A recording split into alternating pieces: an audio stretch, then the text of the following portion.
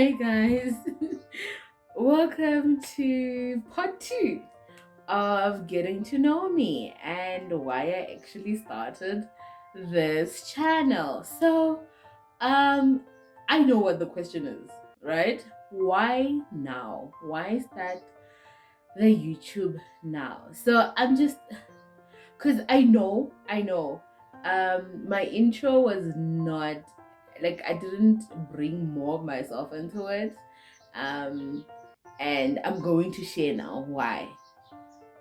I said this in some of my episodes that I grew up with people with my parents. My parents have a call into ministry, right?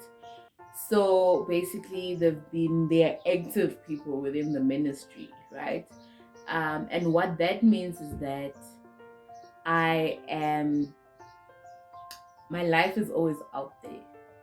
Like people know me and my life is always out there and people know details about me all the time.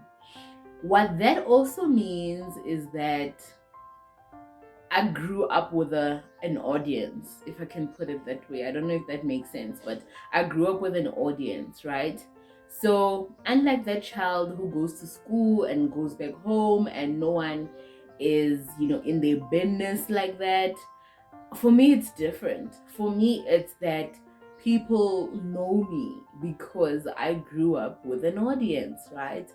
Um, and what that means is your achievements are celebrated publicly because people witness this and they want to be part of that.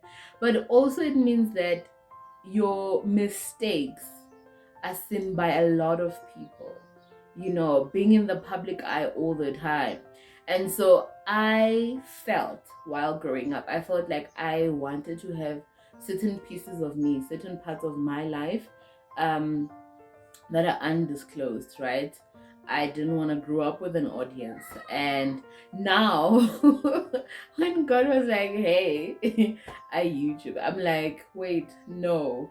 Because the thing is, I felt like finally I've gained this thing where it's just me and the audience is not as big anymore as it used to be. And I felt like I'm going back to that. Like, I felt like I've had the option of going to a school far away where I didn't have an audience and I could just be myself. And now I feel like I'm doing that all over again, So when God was like, YouTube, I was like, oh my gosh. So I'm going back to people having opinions, people criticizing, and but it's life. So this is me, and I am opening myself up. I'm choosing, because it was that thing of, why would you choose to go back to the limelight when you finally had managed to create some distance from the limelight? Like, that was the whole understanding. Like, why would you do that? But when God calls you, he calls you, hey, and you obey. So this is me obeying, right? And I think if any your pastor's kids, anyone basically who's been raised by parents in the ministry, or guardians who are in the ministry or political sphere, like people that are actually in the limelight all the time, especially in our communities, they would actually agree with me when I say that it has been a challenging journey to grow up with an audience, because people don't expect you to make mistakes. People don't expect you to have weaknesses. And the thing is, you grow as you go along, right? And those mistakes help you and they prevent you from making even bigger mistakes. Sometimes you learn as you grow, right? And you don't have that luxury. I don't want to call it a luxury, because when you're a child, it's really not a luxury. The space to make mistakes, it's not a luxury. You need that, right? So I felt like I didn't have much of that growing up, and I felt like now I am choosing to go back into that space where I might not have the luxury again of making as much mistakes. But hey, okay, let's do this. Let's develop together. Let's grow together. Um, welcome to my journey. And I'm gonna be growing a lot on this channel because I also have that part of personal development, personal growth. So you will be growing, but I will be growing too. You will be pouring into me, through the chat box, the inboxes, the DMs, as well as the comment section within YouTube, as well as in all the other platforms where I'm active. So you best believe that you are going to see me grow, but you're also going to see yourselves grow. And that is the thing. I want a community of individuals who are going to grow. We're going to learn from my mistakes. I'm going to learn you know from your mistakes as well, and we're gonna grow. We're gonna grow, and I'm super excited about that. So here's to being vulnerable in front of the camera. Here's to learning how to draw boundaries. um Again. Again. So here's to drawing boundaries again. Here's to putting my family on blast. Because some of the examples, there's nothing else that I can use. I will have to use my family.